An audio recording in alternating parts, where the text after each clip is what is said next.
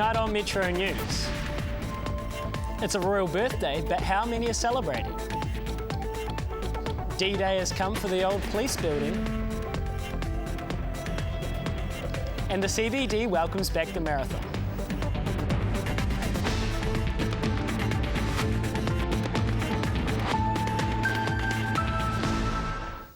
Kia ora and welcome to Metro News, a local news bulletin put together by the students of the New Zealand Broadcasting School. I'm Louis Herman-Watt. And I'm Shannon Redstill. First up tonight, almost 70 years after cutting most of our constitutional links with Britain, one knot still remains firmly tied. Queen's Birthday is a celebration of the British monarchy, as well as being winter's only long weekend. Jack Price went to find out how Canterburyans celebrate the royal birthday. The annual Ferrymead Queen's Birthday event. Milk? Yes. An exhibition of all things British and a glimpse into our colonial past. Steam trains hissing and roaring around, the smell of coal fires coming out of chimneys. Yeah, I think people just like the whole idea of coming out and spending a day wandering around the heritage village. Here the royals have pride of place, and according to supporters, Queen's Birthday is about recognising our democratic monarchy rather than our British heritage. It serves as a good reminder for people that, we've got a good system here.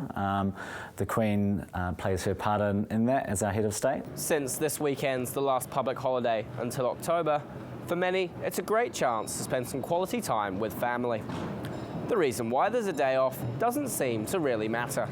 I don't know, I think it's good that we have the monarchy and that we're a nation that celebrates that, but for me it's just another day off work. I'd much prefer to have a Maori New Year. Traditionally, matarikis are time to work, and even though some think it could replace Queen's Birthday, others are unsure. We don't necessarily associate strongly with the Queen anymore or the Commonwealth. You could throw one out, put one in, and it wouldn't really make a difference. I don't know if combining them's the way to go. I think having another public holiday, I think there'd probably be some support for that. So enjoy Queen's Birthday. It looks set to stay for now. Jack Price, Metro News. Police are currently investigating a crash that killed a man in North Canterbury yesterday. A man in his 20s was driving a four-wheel drive when it plunged down a bank in Oxford. He was reported missing at 7 p.m. and his body was found nearly 3 hours later. The death is the second fatality on Christchurch roads this long weekend. The big clean-up is now underway after the old Christchurch police station came crashing down late yesterday. Emily van Velthoven was among thousands watching the implosion, and she joins us now live. Emily. This building simply had to come down. It was badly damaged and beyond repair. It took 2 weeks to strip everything out, leaving just the skeleton. This is the second Christchurch building to be imploded, and it was just as spectacular.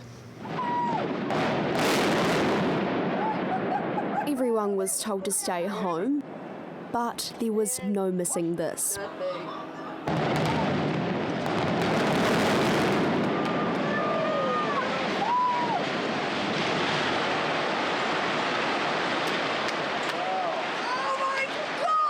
Demolition company Series NZ used 55 kgs of explosives to reduce the former 13-storey police building to rubble.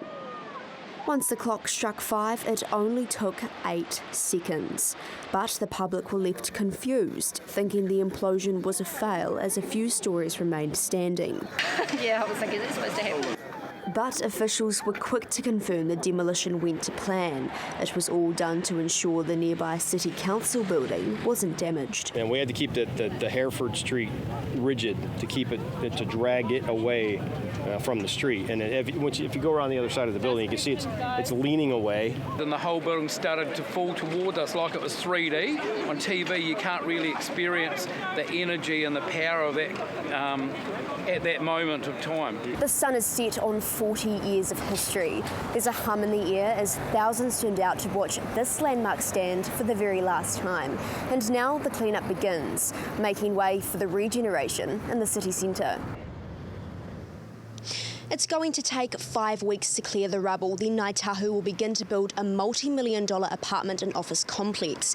And if you missed the big event, some parts of the building, as well as sounds and images, will be used in an art project to remember all the buildings that have been lost. Emily, thank you. There'll be a few people with sore legs around the city today. The CBD turned into a racecourse yesterday as the annual marathon was welcomed back to the city centre for the first time since the quakes. Maori reports.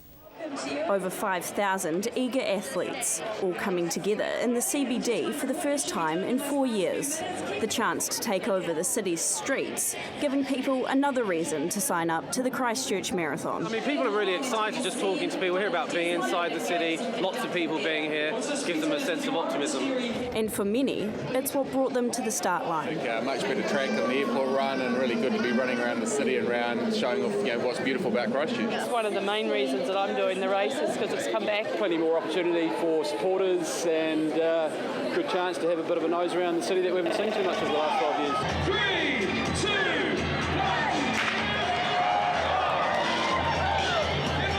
Today marks the 35th anniversary of the Christchurch Marathon.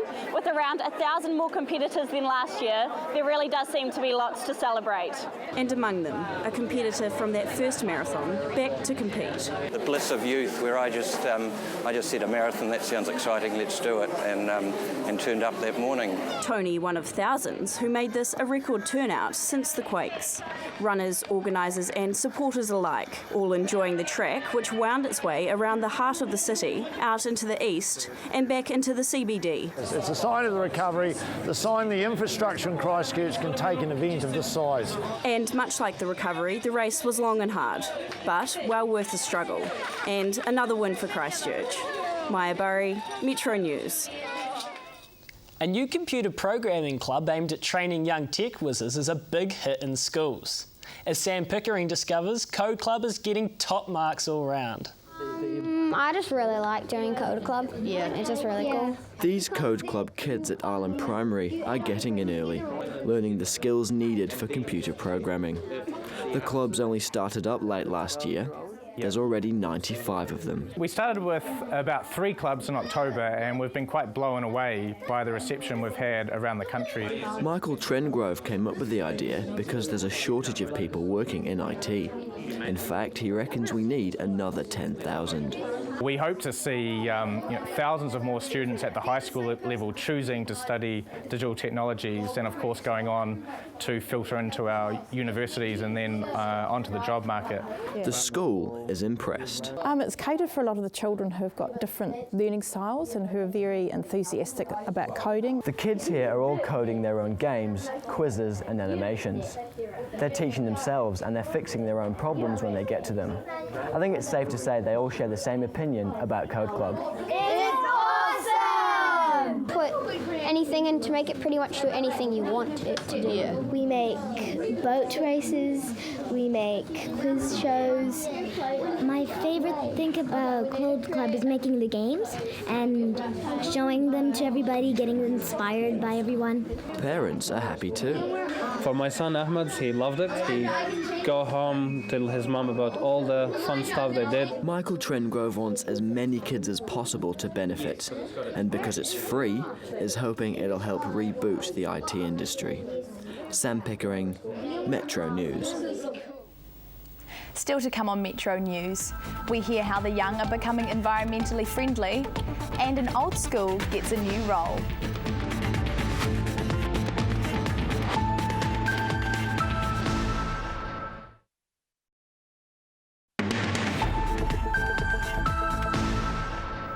Welcome back. Selwyn schools are out to bring nature back into the community. Kids from 9 different schools have been out planting natives in the region in an attempt to rehabilitate the Lake Ellesmere and Selwyn area. Barnaby Clark reports. So, can everyone still see? It starts with a few questions and might be a bit of a struggle, but with a bit of help, these Springston school kids are on a conservation mission. Digging holes and planting trees so more birds can come back. They're planting natives to improve the biodiversity.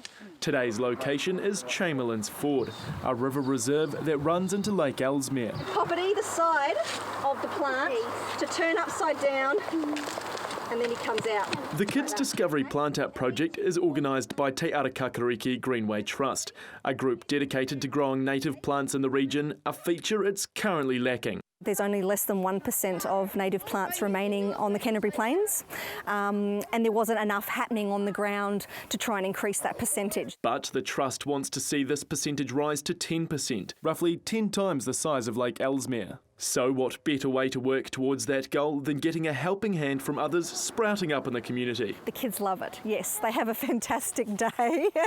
All go home probably quite exhausted at the end of the day. But it's not only planting and digging these kids are doing, the project is also teaching them about biodiversity. The more people understand how it all works and start to value it and appreciate how special it is, the more they're likely to fight for it. A fight that can't be won without money. The project is currently supported by Ngāi Tahu and Environment Canterbury, but both are cutting their funding. Without new sponsors, the planting project may not survive. The Kids Discovery Plant-Out project will continue for another month. The goal is to have 3,000 native plants in around the Lake Ellesmere area before the end of June. But with continued funding still up in the air, the future for these young eco-warriors is unclear. Barnaby Clark, Metro News. A new weekend market in Rolleston has proved so successful, organisers want to repeat it. It was different to most fruit and veggie markets because this one was run by young people. Laura Twyman joins us now live. Laura. Well, it all happened on Saturday at the Rolleston Skate Park. It was organised by the Selwyn Youth Council and was all about getting young people involved. There were 12 stalls, they were free of charge, and the goods being sold ranged from jams to skincare products. Organisers say hundreds of people turned up and the market was timed perfectly so that those playing Saturday sports would be able to just walk right past. So what were the Youth Council's motivation for the event?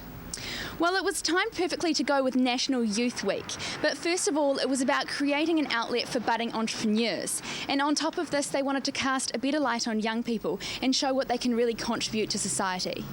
So this is something they want to do again? It was really successful, so yes, they definitely want to do it again, hopefully next year. They say that the event showcased some amazing young people and their talents, and in the future they want to do it on a larger scale and, you know, just have more stalls and more advertising. Laura, thank you. When the gates of Philipstown school shut, it left a big gap in the community. The school grounds are now being brought back to life again. Here's Laura.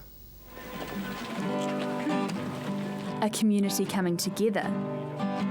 Something beautiful, coming after the pain of closure.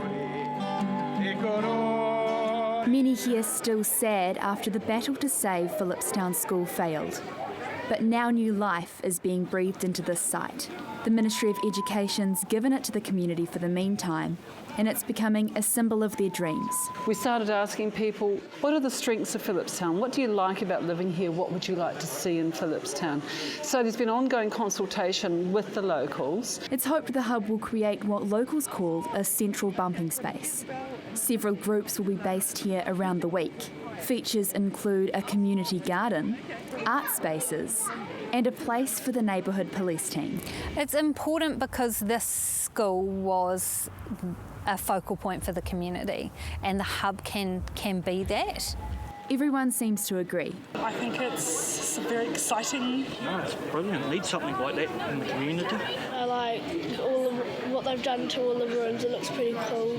In the past, the perception of this community has been fairly negative, but this hub aims to change that, creating a space that's friendly, colourful and safe. People from the outside are going to see Philipstown more positively, and I think people within Philipstown are just going to enjoy living here more. Only catch is, it may not be permanent. While the hub will be here for at least a year, the future depends on what the ministry decides to do with the land. 3, 2, 1.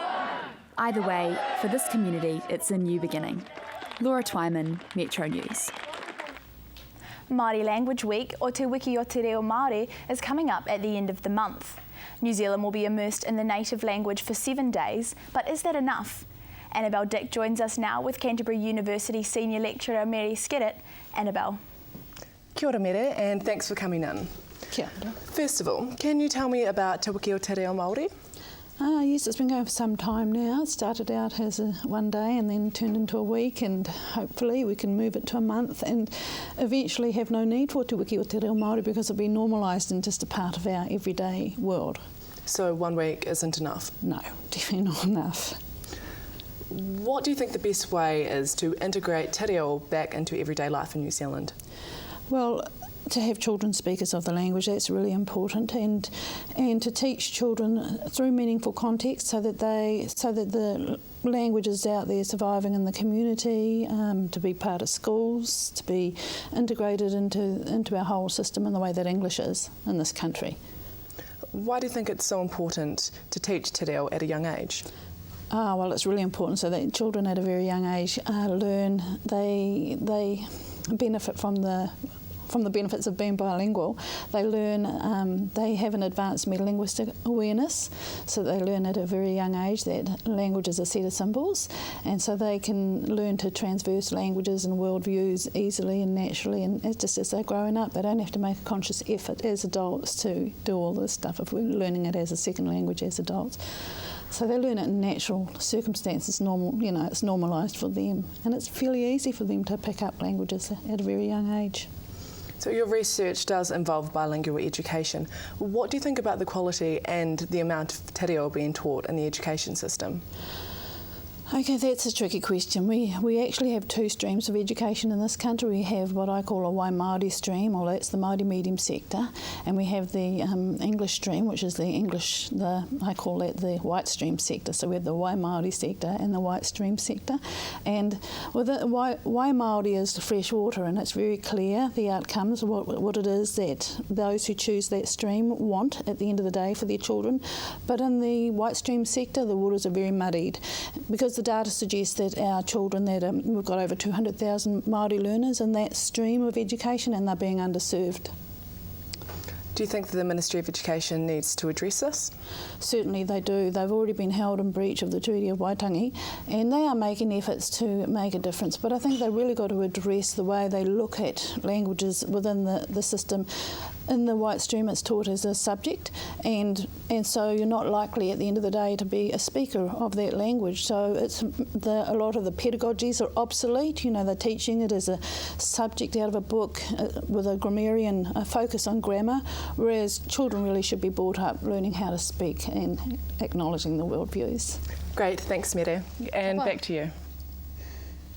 Still to come on Metro News.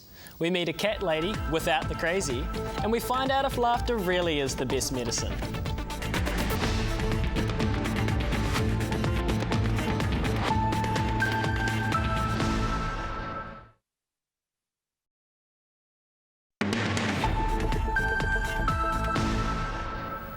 Welcome back.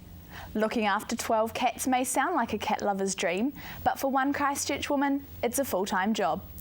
Dr. Jane Newman is running her own charity called Red Zone Cats, rehabilitating animals lost or displaced as a result of the earthquakes. My Bio reports. They're cute, curious and cuddly, but that's not all these Christchurch cats have in common. Thanks to Dr. Jane Newman, they're finding a home. This geologist's office has become a sanctuary for cats. I always was somebody that did things passionately and tended to do them 24/7. So it just depends what it might be on the day, and at the moment it's cats. The cats that stay here, once lost in the red zone.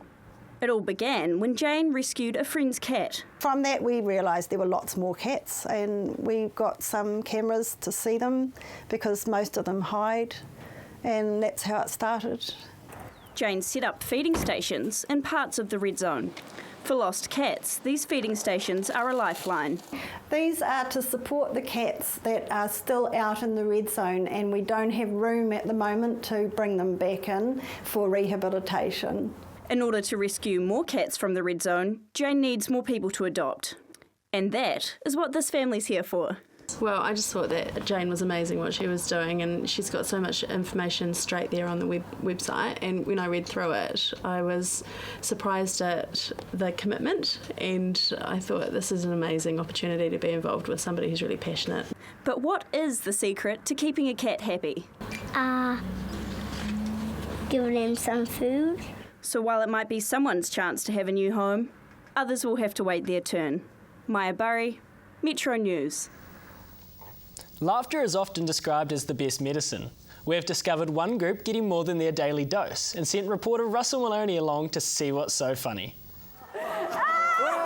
It looks like someone just cracked the funniest knock-knock joke ever. But this is no gag. Everyone here is just laughing for the sake of it. Fake it till you make it, the motto. It's just the freedom to let go and the freedom to be somewhere that you can be a little bit childlike, and as adults having any opportunity to play, I think is really therapeutic. They say that just 2 minutes of hearty laughter is equivalent to 10 minutes exercise on the rowing machine. But for these enthusiasts, it's about getting out of day-to-day routines and enjoying themselves. I don't walk around the house laughing, but when I come here, it's just great. My age, it seems to keep me moving. I seem to be getting better as I get older. Laughter yoga started out in Christchurch in Auckland 8 years ago. Laughing for no reason, being done for all sorts of reasons. So some people really enjoy the physical workout of coming to laughter yoga. Other people really enjoy the interaction, meeting new people, and just laughing for absolutely no reason at all. Laughing has many, many benefits. It reduces stress, lowers the body's blood pressure, and releases the body's natural endorphins, which leaves you feeling good. Lowering stress levels is especially important in post-quake Christchurch. The All Right campaign, set up to make people aware of their mental health, advocates a good laugh. It's a great antidote to stress, and we know that there are many people in Canterbury at the moment who are experiencing high levels of stress, particularly those people whose earthquake claims still haven't been dealt with. So, if you think laughter yoga is a bit of a joke, with the benefits clear, these chucklers, gigglers and cacklers might just have the last laugh. Russell Maloney for Metro News. Caitlin's here now with the weather. How are things looking, Caitlin? Well, heading into the short week, it's looking a lot cooler. The South Island was the place to be today, but we do have some cloud heading our way tomorrow. A disappointing end to what has been a warm weekend. It'll be a dull morning with some small spots of rain, giving us a mild 7 degrees, but there'll be some light cloud cover. Fingers crossed we'll make it up to 16 as the day goes on. Looking across the regions, this pattern will follow. Ashburton, Darfield and Akaroa will all be heading for highs of 15, but be sure to wrap up as that cold snap will be coming through with a bite. It's looking overcast in North Canterbury. Kaikoura gets sunshine with 16 degrees. Rangiora, you'll also hit 16, but it's looking a little cloudy for you. Hanmer is overcast with a high of 15 degrees. So it's not looking too bright for the first day back at work. Remember to pack a jacket as it might get cooler later. Back to you, Louis. Thanks, Caitlin. 3 new dames and 3 new knights have been named in the Queen's Birthday Honours. Among them is Black Caps captain Brenda McCullum and coach Mike Hesson, who took their team to the first ever World Cup final earlier this year. Also honoured, cameraman Wayne Williams for services to the TV industry. Wayne, of course, has done a lot of work with us here at the Broadcasting School, so well done. And that's Metro News for tonight. For these stories and more, head to our website, metronews.co.nz. You can also find us on Facebook and Twitter. Join us again tomorrow night on CTV. I'm Shannon Redstall. And I'm Louis Herman Watt. Good night.